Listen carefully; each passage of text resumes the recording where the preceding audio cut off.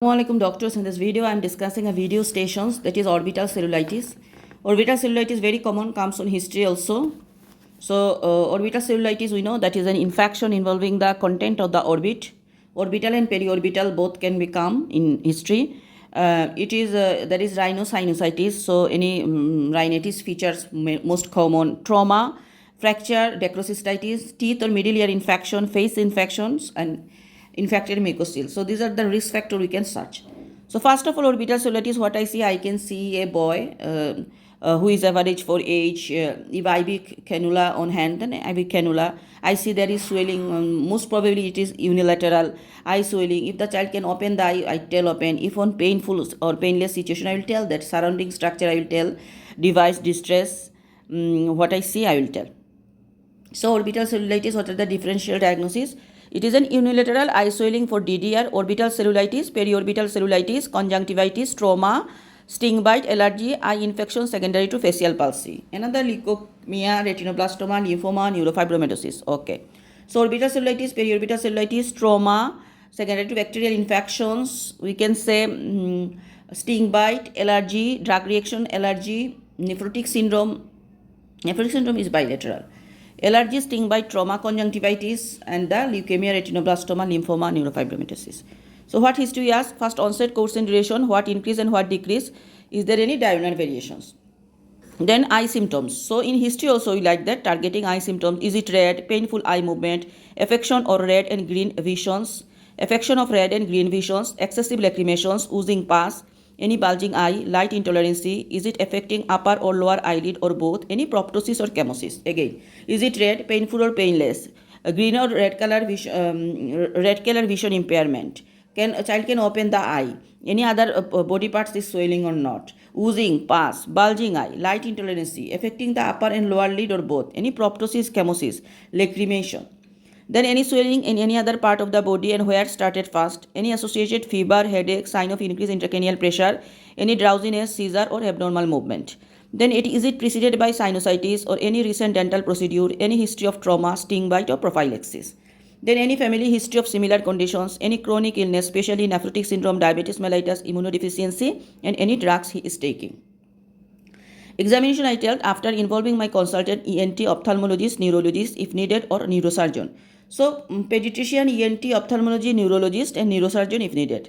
ABC, vitals, conscience level, general examination for signs of sepsis, eye examination, ENT examinations and neurological examination. Investigation, we are doing blood for CBC, CRP, ESR and culture sensitivity, imaging CT, orbit, sinuses or brain and MRI brain, and others are swabbed from the eye if possible. So CBC, CRP, ESR, culture sensitivity, CT of the orbit, MRI brain, swab from the eye.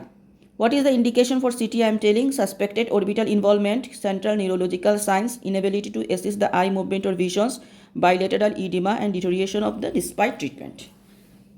These are orbit involvement, deterioration of the treatment, not improving treatment, then bilateral edema, neurological signs, inability to assist the eye movement and visions. Indication for MRI are suspected intracranial involvement on CT. Complication, they will ask the eye, that is our orbital abscess, optic neuritis, blindness, exposure keratitis, glaucoma, panophthalmitis. Neurological are cranial nerve palsy, subperiosteal abscess, meningitis and cavernous sinus thrombosis. Again, orbital cellulitis, complications are orbital abscess, glaucoma, panophthalmitis. The neurology are cranial nerve affections, cavernous sinus thrombosis, meningitis, subperiosteal abscess, exposure keratitis, blindness. This is management. First of all, team plus antibiotic plus red flag. Periorbital is that review the eye movement and red green color vision. Then orbital are urgent ophthalmology or ENT review within 4 hours for surgical drainage.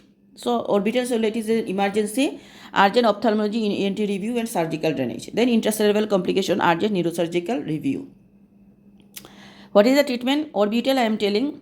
Orbital cellulitis is any ceftriaxone or cefotaxime IV. If toxemic, add clindamycins. If penicillin anaphylaxis, then we give ciprofloxacin plus clindamycins. If penicillin allergy, clindamycin. Improving, shift to coamoxiclav, and duration is 21 days and 6 weeks if bone involvement. So ceftriaxone IV we are giving, or cefotaxime, and when child improve we go the coamoxiclav. But if child is penicillin allergy, we give the ciprofloxacin, and toxic ciprofloxacin, clindamycin. 21 days normally durations and bone involvement is 6 weeks.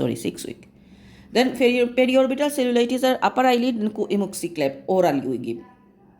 Both eyelid severe and no improvement after 48 hours, we go IV co-amoxiclav. If penicillin allergy, clindamycin. If improving, shift to co-amoxiclav oral. Duration is 14 days. What is the, so I understand oral co-amoxiclav. If not improving, then IV co-amoxiclav, then again go to the oral.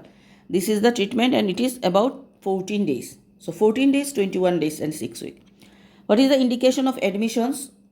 If suspected orbital involvement, fever, immunocompromised, no improvement after 48 hours of oral antibiotic and less than 1 year. Sinusitis, if acute, treated with amoxicillin orally, change to co-amoxiclav if no response after 48 hours, IV if severe, and total 7 days is antibiotics.